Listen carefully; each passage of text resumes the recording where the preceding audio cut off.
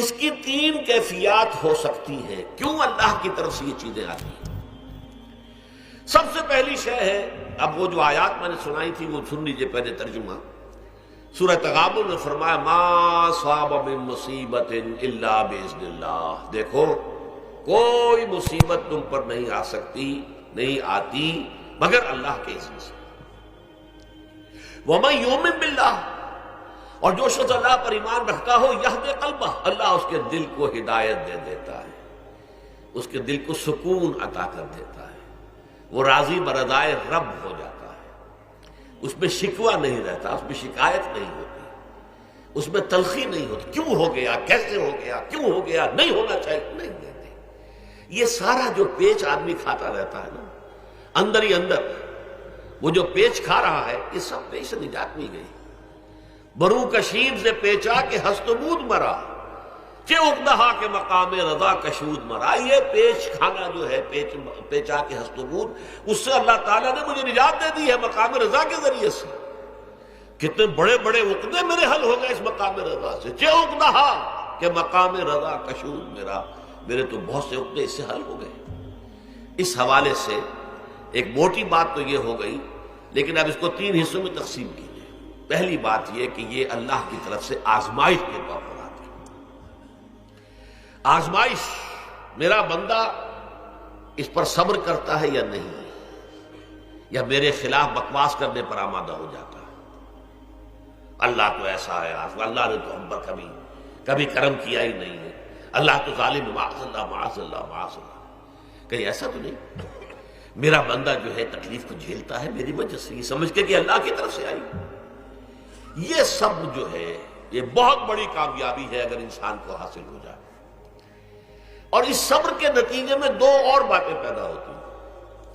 یہ مضامین علیحدہ علیحدہ دروس کے اندر آتے رہے ہیں، لیکن آج ایک نئے عنوان کے تحت جمع ہو کر آ رہے ہیں. پہلی بات یہ ہوتی ہے کہ یہ امتحان کا نتیجہ کیا نکلتا ہے کہ آپ نے ایک امتحان پاس کیا تو آپ کے اگلے درجے میں ترقی ہو جاتی ہے. 5ویں کا امتحان پاس کر لیا نا تو 6ٹھی میں جائیں گے. اب 6ٹھی کا امتحان پاس کریں گے تو 7ویں میں جائیں گے. 7ویں کا پاس کریں گے تو 8ویں میں. درجہ بدرجہ انسان کی دینی، ایمانی اور روحانی ترقی کا ذریعہ یہ آزمائش ہوتی ہے. جتنا اس میں صبر ہوگا، جتنا اس میں تسلیم و رضا جو ہے آپ حاصل کرتے جائیں گے تو آپ کے درجے بلند ہوتے چلے جائیں گے. آپ کا امتحان کڑے سے کڑا آئے گا، بڑے سے بڑا آئے گا، مشکل سے مشکل تر آئے گا. ایک وقت میں ایم اے کا امتحان بھی آپ کو دینا ہوگا. ایک وقت میں ہو سکتا ہے پی ایچ ڈی کے لیے تھیسس آپ لکھیں، پھر اس کے اوپر جو ہے ٹیم بیٹھی ہوئی اور آپ سے وہ بحث کرے، جرا کرے آپ سے، وہ بھی کرنا ہوگا.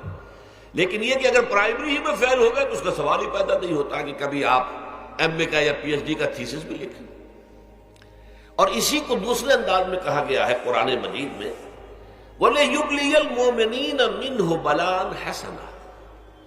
اصل میں ابلا کہتے ہیں، بلا یبلو جو ہے عربی زبان میں آتا ہے آزمانا. خلق الموت والحیات لیبلوکم ایکم احسن عملا. یہی معنی ابتلا کے میں، ابتلا یبتلی آزمانا.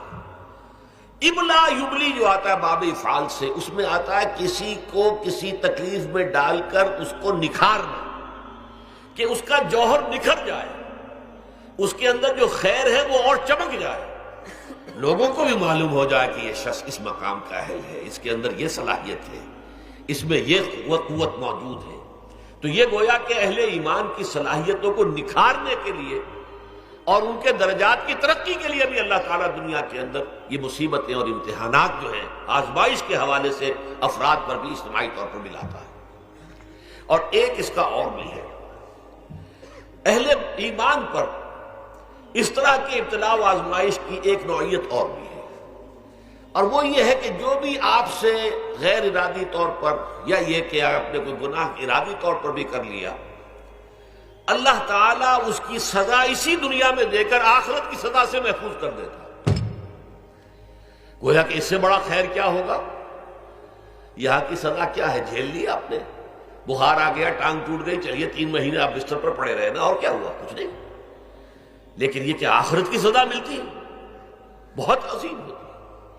لہذا کفارہ بناتا ہے اللہ تعالیٰ گناہ، ان جو بھی گناہ ہو گئے ہیں، غلطیاں ہو گئی ہیں، ان کا کفارہ اللہ تعالیٰ بندہ مومن کے لیے، حضور کی ایک حدیث ہے، اس کا متن مجھے اس وقت یاد نہیں ہے، کہ مومن کا معاملہ عجیب ہے، اسے کوئی تکلیف پہنچتی ہے صبر کرتا ہے، وہ اس کے گناہوں کا کفارہ بن جاتا ہے، اور اگر کوئی خوبی ملتی ہے تو اللہ تعالیٰ کا شکر ادا کرتا ہے، اس کے درجات بلند ہو جاتے ہیں۔ تو یہ معاملہ جو ہے اللہ تعالیٰ کی طرف سے بندہ مومن کے حق میں خیر، کہ در حقیقت اس کے ان گناہوں کی پاداش کہ جو اس نے یہاں کر لیے ہیں یہی دنیا میں دے کر دھو دیا جائے، پاک کر دیا جائے۔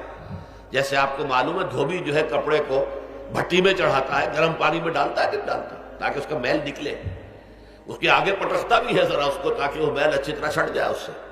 اسی طرح اگر دنیا میں ہمارے میل چھٹ جائیں، دنیا میں اگر ہمارے گناہ دھل جائیں تو یہ بڑے نفع کا سودا ہے، بڑے نفع کا سودا ہے، بڑے نفع کا سودا ہے۔ اس اعتبار سے آپ غور کیجئے کہ اگر یہ حقائق ہمارے سامنے رہے تو کیا کوئی تکلیف دنیا کی ہمیں بھاری محسوس ہوگی؟